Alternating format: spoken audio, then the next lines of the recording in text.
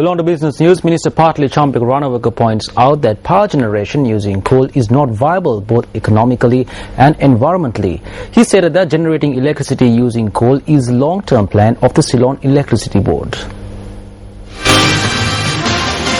A special forum titled Making Sustainability the Next Metric was held in Colombo today. The forum was organized by the Energy Forum and the Center for Power Analysis and was aimed at discussing the importance of renewable energy in order to find a permanent solution to Sri Lanka's power crisis.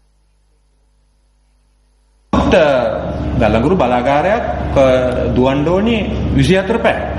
කියන්නේ දින 45යි අවුරුද්දකට බලාගාරය නවත්තන්න. A coal power station must be operated 24 hours a day. It is halted 45 days each year.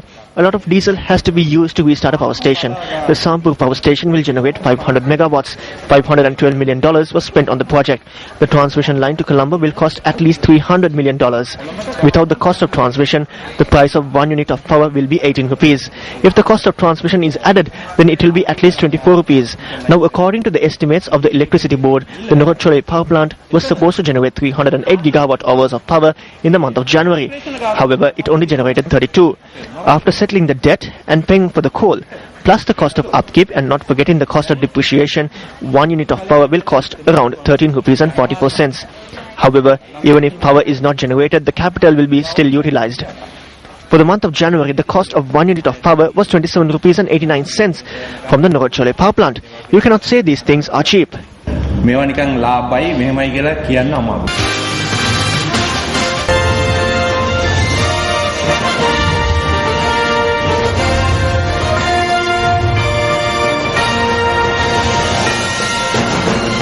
United People's Freedom Alliance candidate for the Colombo district, Hirunika Premachandra, attended a meeting in Kotikavatta yesterday.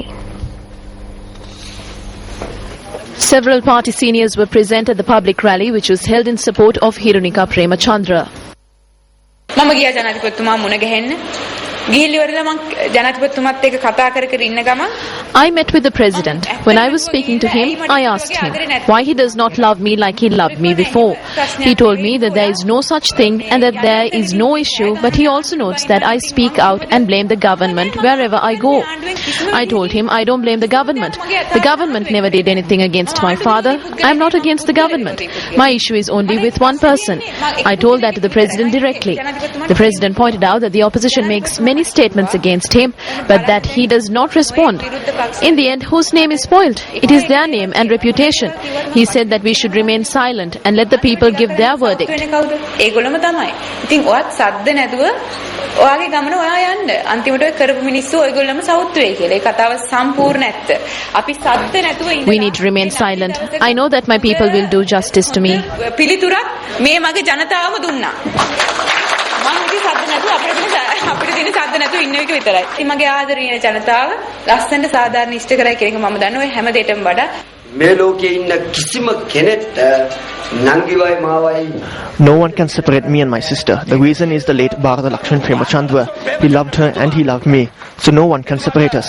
නංගිත් ආදරේ මාත් ආදරේ. ඒකින්ද කාටවත් මේ සංසාරේ නංගිවයි මාවයි ભેද බින්න කරන්න බෑ. කරවිල ගෙඩිය නරක් කරන්න, විනාශ කරන්න, පණුවෙක් වෙලා ඇතුළට ඇවිල්ලා ඒක විනාශ කරලා දානවා. ඒක තමයි සිදුවීම. ගරු ಭಾರತ ලක්ෂ්මන් ප්‍රේමචන්ද්‍ර මැතිතුමාගේ මරණයෙන් පස්සේ After the demise of the late Bharata Lakshman Premachandra, someone tried to do that. That is true. Some are attempting to separate us. Ever since the election campaign started, people have been trying to separate us. But, my dear sister, the only threat your enemy has is you and me, the both of us. Let us join hands and continue this struggle.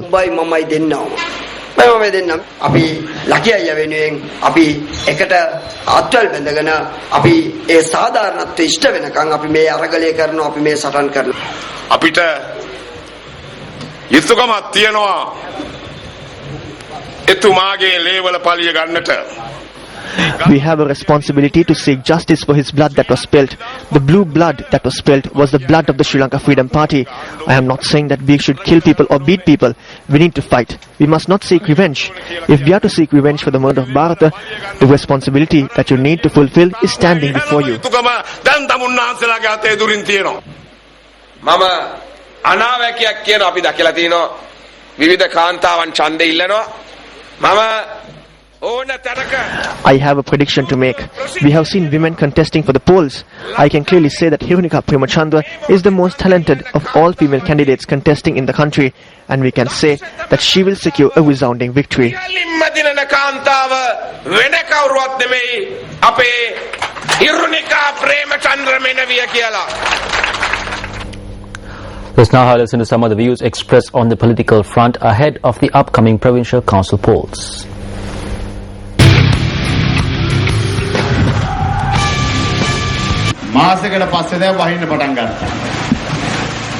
It has started to rain almost after 1 month. Our president looks at such things before casting his vote.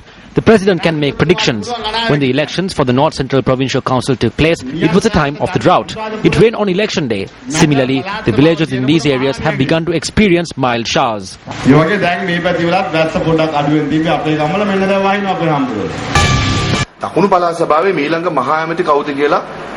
There is talk on who is going to be the next Chief Minister of the Southern Provincial Council.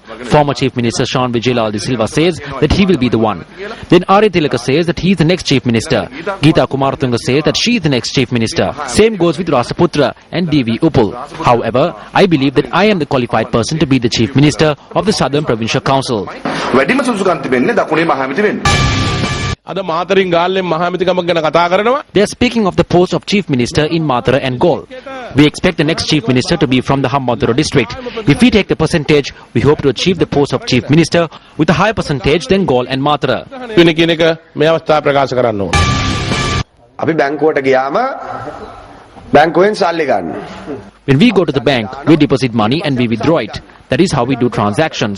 When our money is over, we visit the bank again for more money. The political culture today is similar in nature. They take your votes. When the time period for your votes expire, they come back looking for votes. වළංගු කාලේ වරුණාම නැවතත් බඩු ටිකක් අරගෙන එනවා දෙනවා යනවා.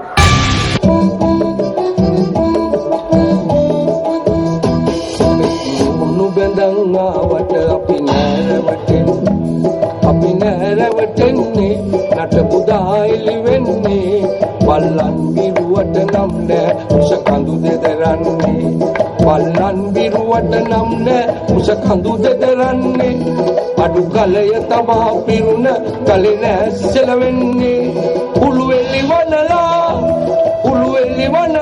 කවුරුදලෝ ඉරු ජය ගත්තේ බස්කුණු බඳන් ආවට අපි නැරවටන්නේ.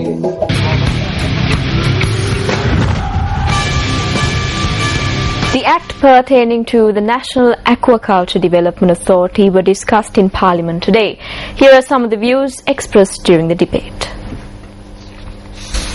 මේ අනපනත් මගින් අපි ඉදිරියට ගමන් කරලා තියෙනවා ජලජීවී කර්මාන්තය. Because of these acts, we have moved forward in the aquatic development sector. The National Aquaculture Development Authority has greatly contributed towards fish production. අපිට ලබා දෙනවා ගාස්තු ආදායමක් තමයි මේකේ ප්‍රධාන වශයෙන් බලාපොරොත්තු වෙන්නේ. තලුතෙන් දාපු ගාස්තු. These are not new costs.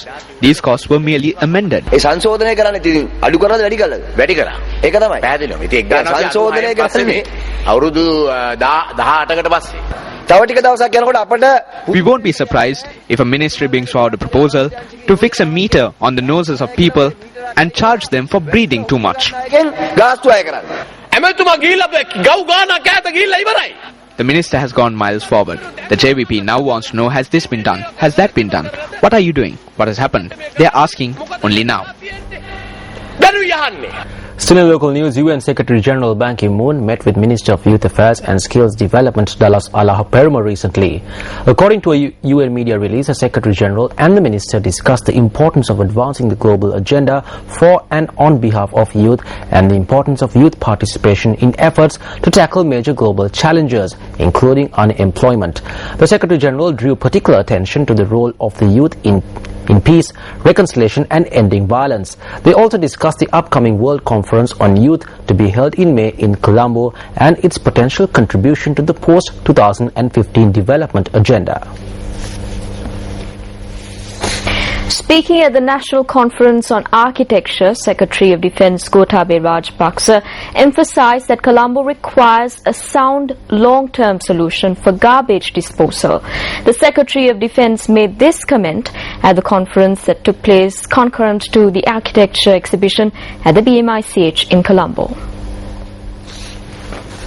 Colombo still requires a sound, long-term solution for garbage disposal.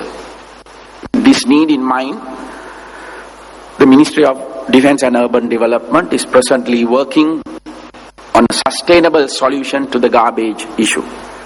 Garbage that is collected in the city will be transported via rail to a sanitary landfill being built in an abandoned quarry in Arukkalu, Putla.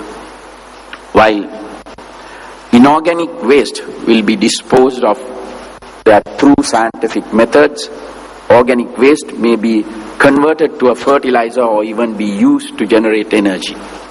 The Defence Secretary also shared these thoughts on people living in unauthorized settlements being relocated.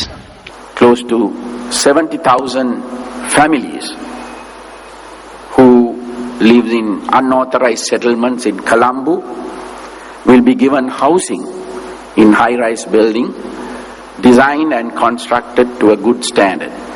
It should also be noted that the new buildings are coming up in areas close to the people's original residences, so that they do not need to find different jobs or send their children to new schools.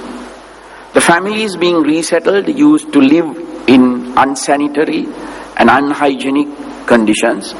Through greatly improving their housing facilities and introducing them to a more comfortable way of life in the new buildings, these people will gain the domestic environment they need to achieve social mobility.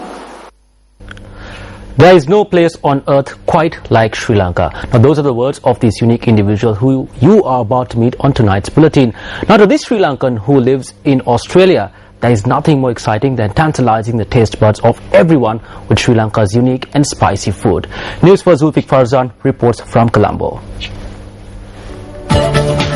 There is no place on earth quite like Sri Lanka. Those are the words of this unique individual, Peter Kuruvita, a renowned chef, restaurateur, TV presenter and consultant, most famous for his TV series My Sri Lanka with Peter Kuruvita. He provides his culinary entertainment filled with climbing, trekking, chopping, stirring, mixing and cooking up a sumptuous feast that takes you by surprise. So you're promoting Sri Lankan authentic, if I would say authentic Sri Lankan dishes to the world. How far is it accepted? It's like one of those amazing hidden secrets. The people who've been to Sri Lanka over the last 30, 40 years know and understand how beautiful Sri Lankan cuisine is. Other people regularly confuse it with Indian food. So I believe that my job and keep showing people how beautiful and wonderful the food is, how it tastes different to Indian. In your documentaries, we see that you go to places unthinkable. Look, I think that's an important thing. I think Sri Lankans need to not forget the heritage. To me, that whole show was really trying to remember what it was like when I was here. The reality is that what I was trying to portray is the real deal. The way I remember Sri Lanka, I think this country has something very unique. And that's all I was trying to do. It was a personal, quite selfish journey through my memories. What's the best place to cook in Sri Lanka?